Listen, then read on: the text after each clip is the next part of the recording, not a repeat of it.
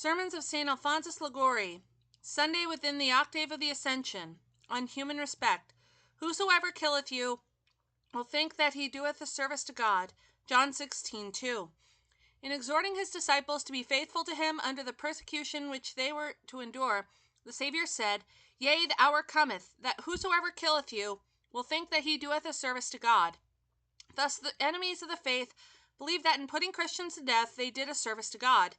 It is thus that many Christians of the present day act. They kill their own souls by losing the grace of God through human respect and to please worldly friends. Oh, how many souls has human respect, that great enemy of our salvation, sent to hell?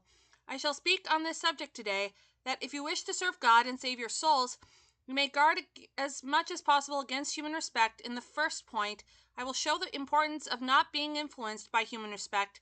In the second, I will point out the means by which this vice may be overcome. First point, on the importance of not being influenced by human respect. Woe to the world because of scandals. Matthew 18:7. Jesus Christ has said that through the scandals of the wicked, many souls fall into hell. But how is it possible to live in the midst of the world and not to take scandal? This is impossible. To avoid taking scandal, St. Paul says we should leave this world. Otherwise you must needs go out of this world. 1 Corinthians 5:10. But it is in our power to avoid familiarity with scandalous sinners. Hence the apostle adds, But now I have written to you that not to keep company with such an one, not as much as to eat. 1 Corinthians 5:11. We should beware of contracting intimacy with such sinners, for should we be united with them in the bonds of friendship, we shall feel an unwillingness to oppose their bad practices and bad counsels. Thus, through human respect and the fear of contradicting them, we will imitate their example and lose the friendship of God. Such lovers of the world not only glory in their own iniquities, they rejoice in most wicked things. Proverbs 2:14.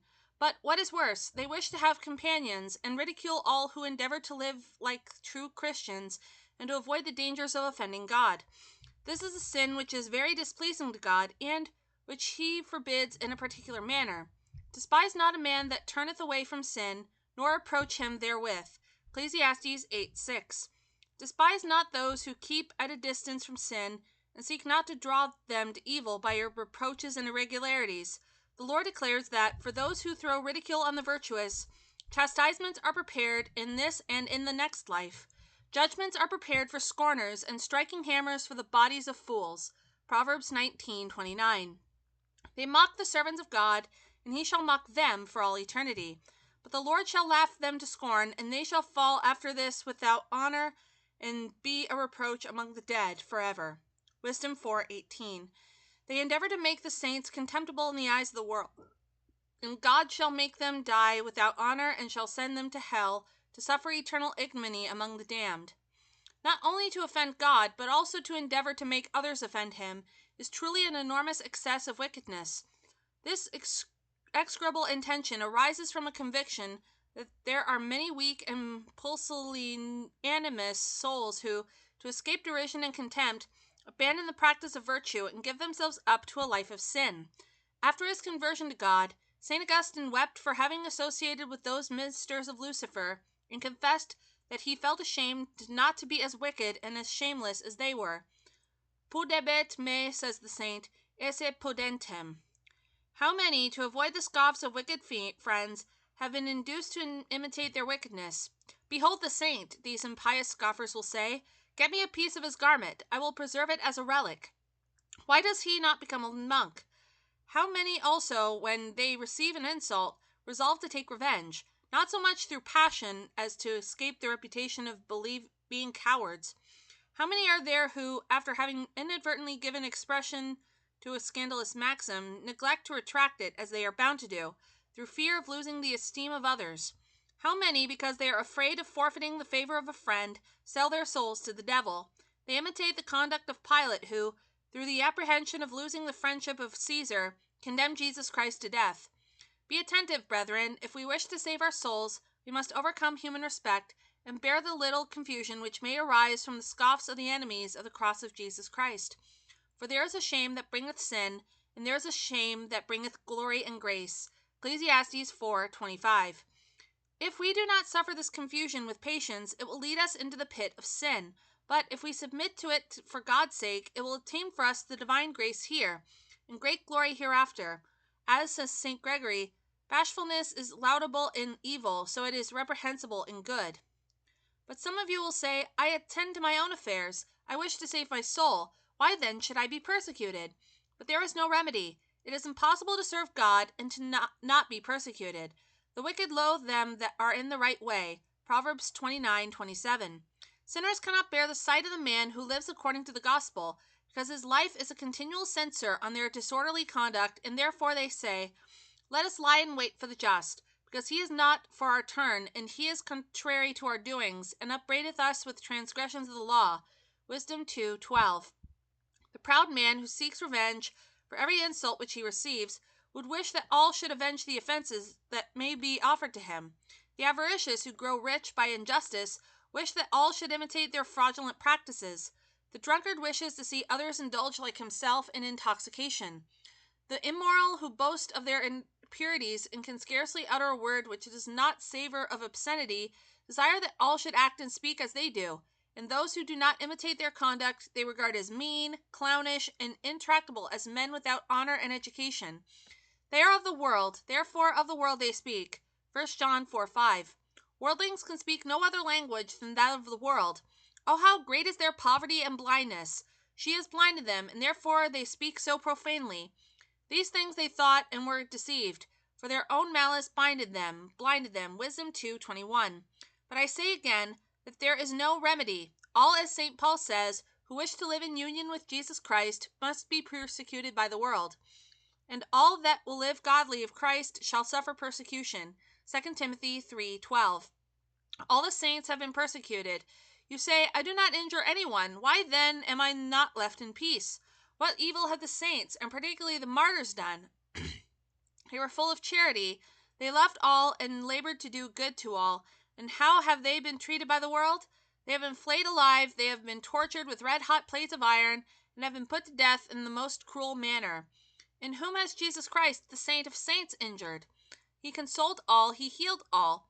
Virtue went out from him and healed all. Luke 6:19. And how has the world treated him?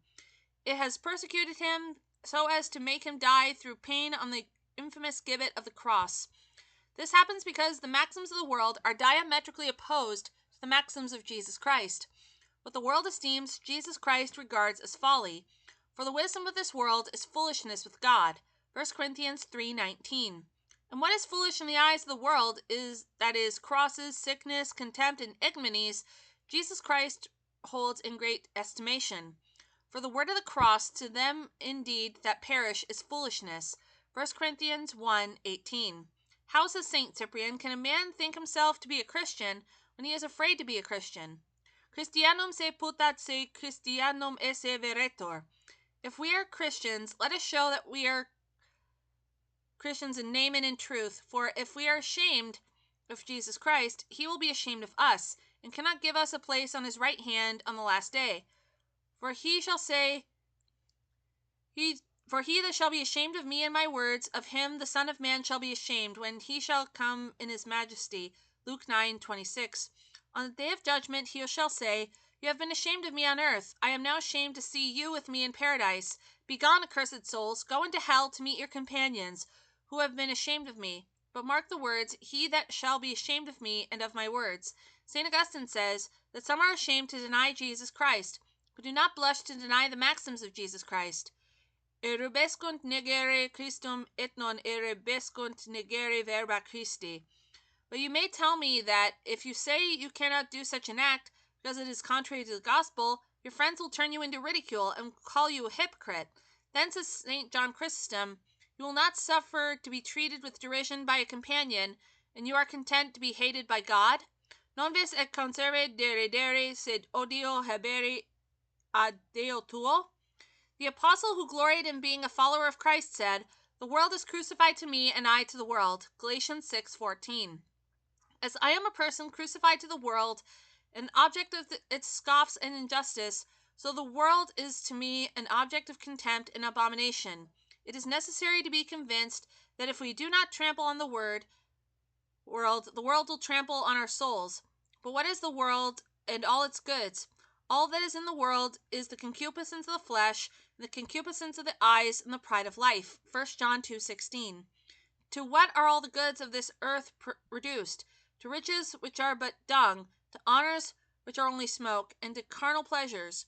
But what shall all these profit us if we lose our souls? What doth it profit a man if he gain the whole world and suffer the loss of his soul? Matthew 16:26. He that loves God and wishes to save his soul must despise the world and all human respect, and to do this everyone must offer violence to himself.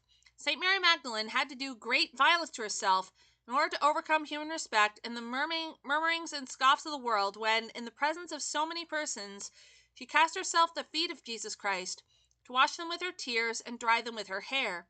But she thus became a saint and merited from Jesus Christ pardon of her sins and praise for her great love. Many sins are forgiven her because she hath loved much. Luke 7:47.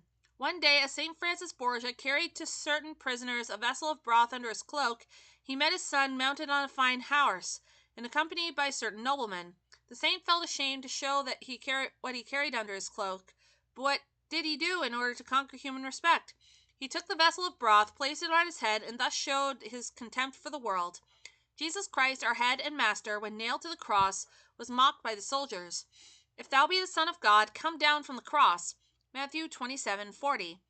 He was mocked by the priests, saying, He saved others, himself he cannot save. Matthew 5:42. But he remained firm on the cross, he cheerfully died upon it, and thus conquered the world. I give thanks to God, says St. Jerome, that I am worthy to be hated by the world. The saint returns thanks to God for having made him worthy of the hatred of the world. Jesus Christ pronounced his disciples blessed when they should be hated by men. Blessed shall you be when men shall hate you. Luke 6:22. Christians, let us rejoice, for if worldlings curse and upbraid us, God at the same time praises and blesses us. They will curse and thou wilt bless. Psalm 108:28. Is it not enough for us to be praised by God, to be praised by the Queen of Heaven, by all the angels, by all the saints, and by all just men? Let worldlings say what they wish, but let us continue to please God, who will give us in the next life a reward proportioned to the violence we shall have done to ourselves in despising the contradictions of men. Each of you should figure to himself that there is no one in the world but himself and God. When the wicked treat us with contempt, let us recommend to God these blind and miserable men who run in the road to perdition, and let us thank the Lord for giving to us the light which he refuses to them. Let us continue in our way. To obtain all, it is necessary to conquer all. Second point, on the means of overcoming human respect. To overcome human respect, it is necessary to fix in our hearts the holy resolution of preferring the grace of God to all the goods and favors of this world, and to say with St. Paul, neither death, nor life, nor angels, nor principalities, nor powers, nor any other creature shall be able to separate us from the love of God. Romans 8:38 and 39. Jesus Christ exhorts us not to be afraid of those who can take away the life of the body, but to fear him only who can condemn the soul and body to hell. And fear you not them that kill the body, but rather fear him that can destroy both soul and body into hell. Matthew 10:28. We wish either to follow God or the world. If we wish to follow God, we must give up the world. How long do you halt between two sides? Said Elias to the people. If the Lord be God, follow him. 3 Kings 18:21. You cannot serve God and the world. He that seeks to please men cannot please God. If, says the apostle, I yet pleased men, I should not be the servant of Christ. Galatians 1:10. The true servants of God rejoice to see themselves despised and maltreated for the sake of Jesus Christ. The holy apostles went from the presence of the council, rejoicing that they were accounted worthy to suffer reproach for the name of Jesus. Acts 5:41. Moses could have prevented the anger of Pharaoh by not contradicting the current report that he was the son of Pharaoh's daughter, but he denied that he was her son, preferring, as St. Paul says, the opprobrium of Christ to all the riches of the world, choosing rather to be afflicted with the people of God, esteeming the reproach of Christ greater riches than the treasure of the Egyptians. Hebrews 11:25 and 26. Wicked friends come to you and say, What extravagances are those in which you indulge? Why do you not act like others? Say to them in answer, My conduct is not opposed to that of all men. There are others who lead a holy life. They are indeed few, but I will follow their example. For the gospel says, Many are called, but few are chosen.